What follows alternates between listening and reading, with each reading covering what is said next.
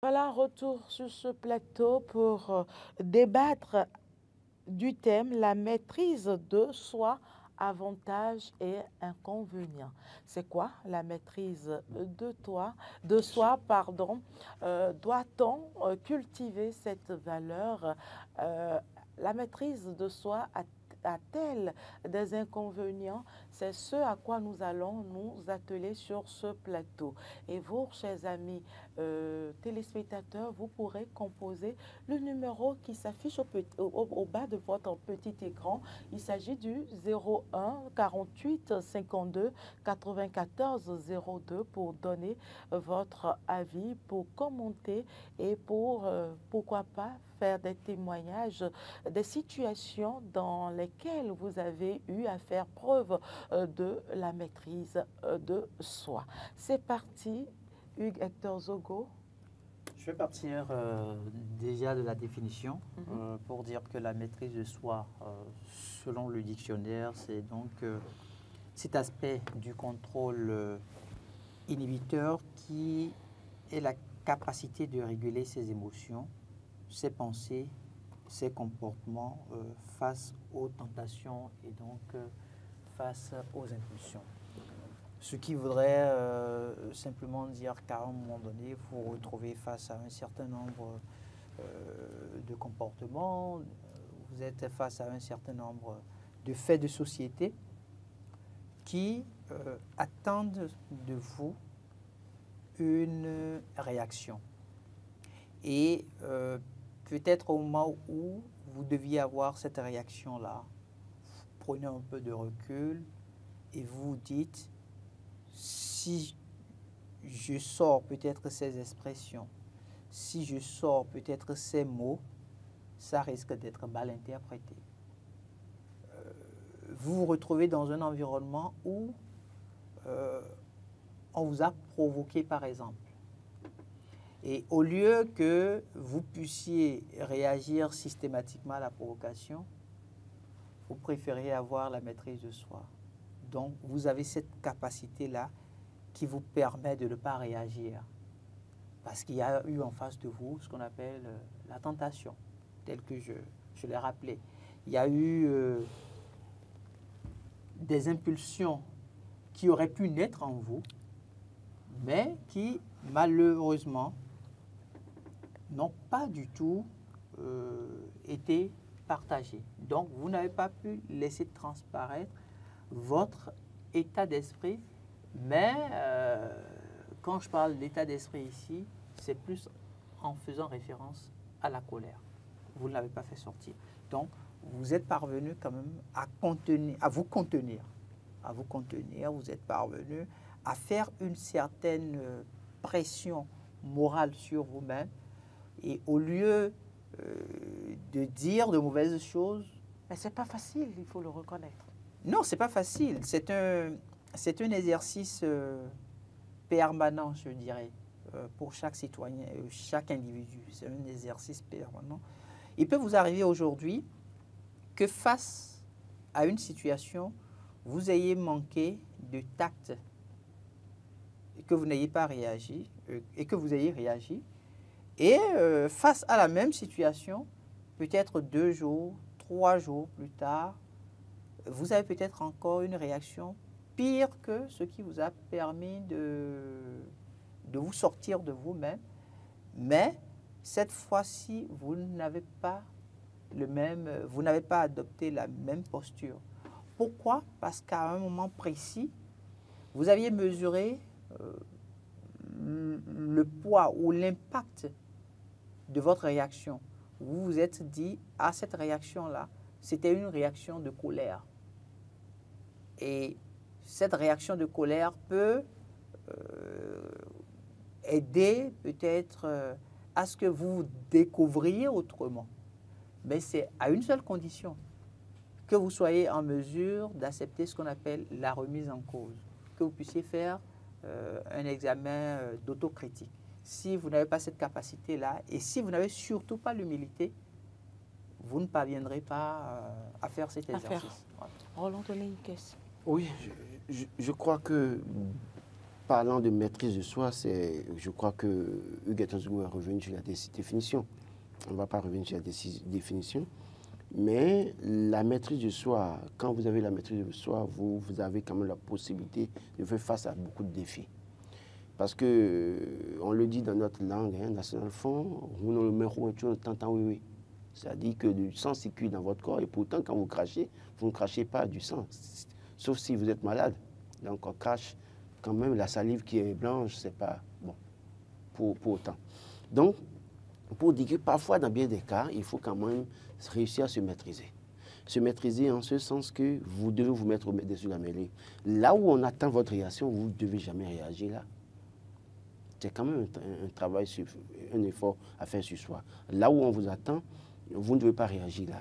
Là où tout le monde sait que, bon, si Laurent passe là, on dit ça, Laurent doit réagir. Laurent doit faire l'effort de ne pas réagir et après trouver. C'est vrai que dans bien des cas, il faut quand même réagir. Hein. Mais si vous savez que votre réaction peut être amenée des interprétations, comme l'a dit Hugues Tonzougo, et que ça peut vous... Parce que parfois, vous avez bien raison, mais le simple fait de n'avoir pas la maîtrise de soi... Le simple fait d'avoir réagi fait que vous perdez la raison, vous n'avez plus raison. En tout cas, tout le monde viendra. L'exemple simple dans un couple, hein, la femme peut vous dire tout ce qu'elle veut. Elle peut lever la main sur vous. En tant qu'homme, vous devez avoir la maîtrise de soi. Le jour où vous levez la main sur elle, c'est qu'on va parler de violence basée sur le genre. Et on va vous opposer la loi pour dire que vous avez tapé une femme. Et pourtant, c'était elle qui vous a giflé. C'est elle qui vous a dit ce qu'on ne doit pas vous dire, qui vous a mis hors de vous, et puis vous avez réagi. Donc, dans bien des cas, nous avons l'obligation de faire preuve de maîtrise de soi. Que ce soit dans notre foyer, que ce soit à l'église, que ce soit au boulot, que ce soit au marché. Vous pouvez aller au marché, la dame a mis sa tomate à 100 francs. Vous lui dites à sa tampon, ouais, 3 pour 2,50, elle t'insulte. Mais le simple fait qu'elle t'insulte ne doit pas t'amener à réagir. Parce que si tu réagis, les tomates pourries qui sont dans le panier là, elle finira par verser ça sur ta tête. Donc, dans bien des cas, c'est nous qui... Et même, c'est valable pour celle qui vend également. Le client qui vient n'est pas ton boy ou l'état domestique sur qui tu peux créer tout le temps à longueur de jour. Mais je voudrais aussi quand même revenir sur 3 aspects dans notre vie qui font que parfois, nous manquons de maîtrise de soi et ça nous crée tous les problèmes au quotidien.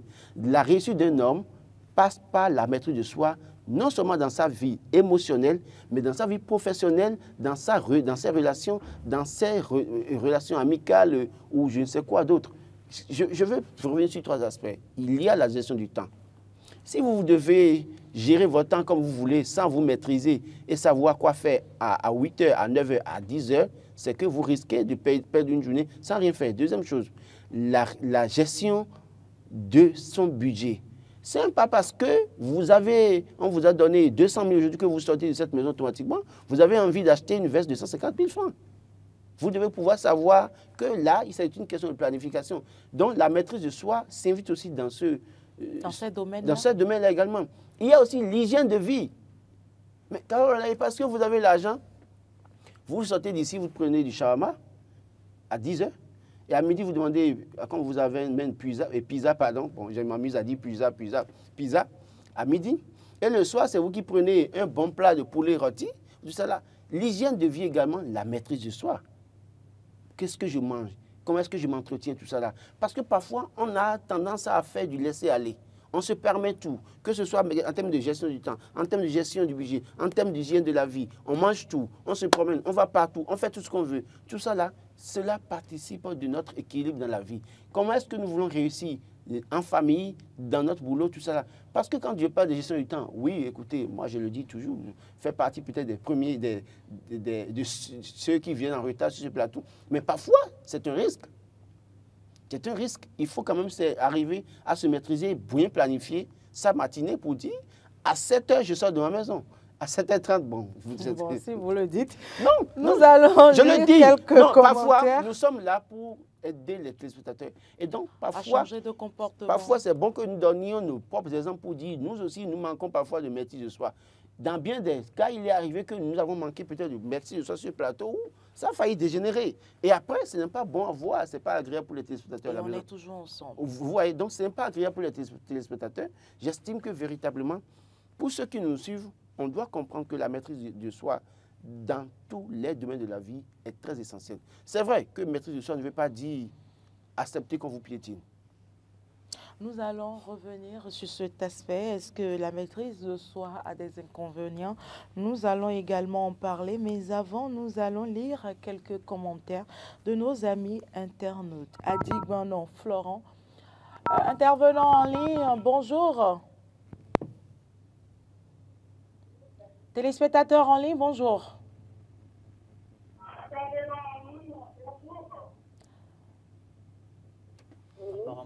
Son poste télévisé allumé. Vous allez, monsieur ou madame, vous éloigner de votre poste récepteur. Bonjour.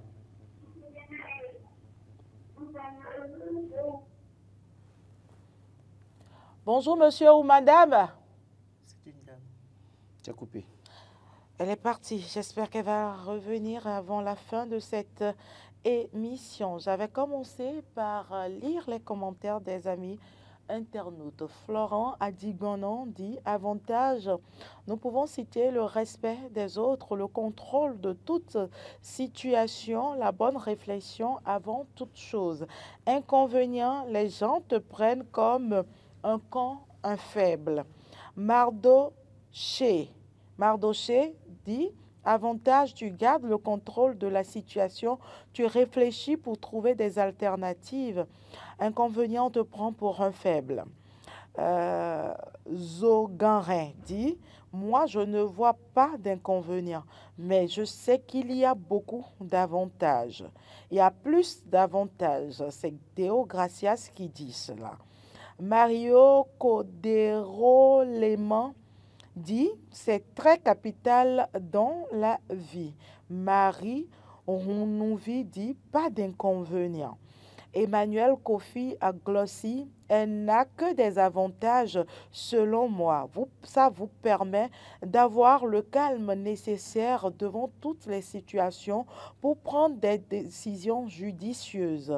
Vincent Domago-Briand dit « La maîtrise de soi est primordiale devant toute situation.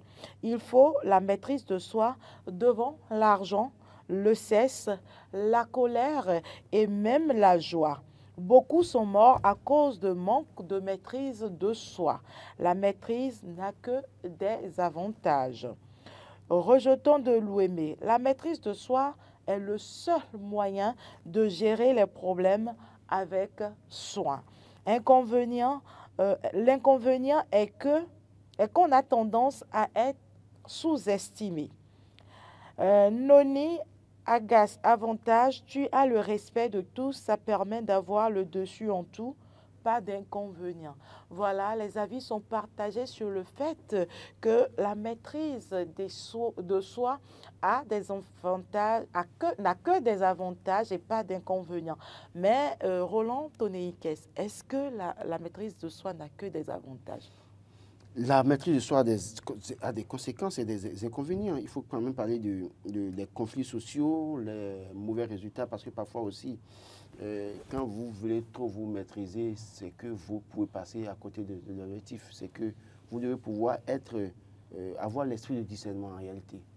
Faire la part des choses. Oui. À quel moment est-ce que je réagis par rapport à telle situation qui doit être en ma faveur? À quel moment je ne dois pas réagir pour que demain ça ne se retrouve pas contre moi? Parce que dans bien des cas, il faut quand même des réactions. Nous sommes des êtres vivants et donc à un moment donné, il faut des réactions. Ce que j'appelle réaction, c'est de voir que je vois dans cette telle ou telle situation, qu'est-ce que je dois faire pour que ça ne s'empire pas peut-être. La maîtrise de soi ne doit pas m'amener à dire, bon écoutez, parce que bon écoutez, ça n'engage que lui, je veux maîtriser, je ne veux pas me mettre à... En fait, c'est ce qu'on dit souvent, je ne veux pas mettre ma bouche dans l'air à faire tout ça là. Et vous voyez que c'est gâté, ça se gâte, mais vous ne le faites pas.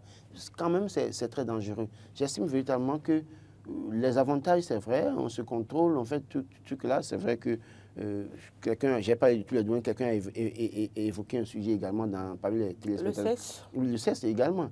C'est vous. Même la joie. C'est vous l'homme qui êtes tiré d'élite, et toutes les femmes que vous voyez dans les bars de Cotonou jusqu'à Claude Igbe ou M. Sento, c'est vous qui voulez toucher toutes les go, quand même à un moment donné.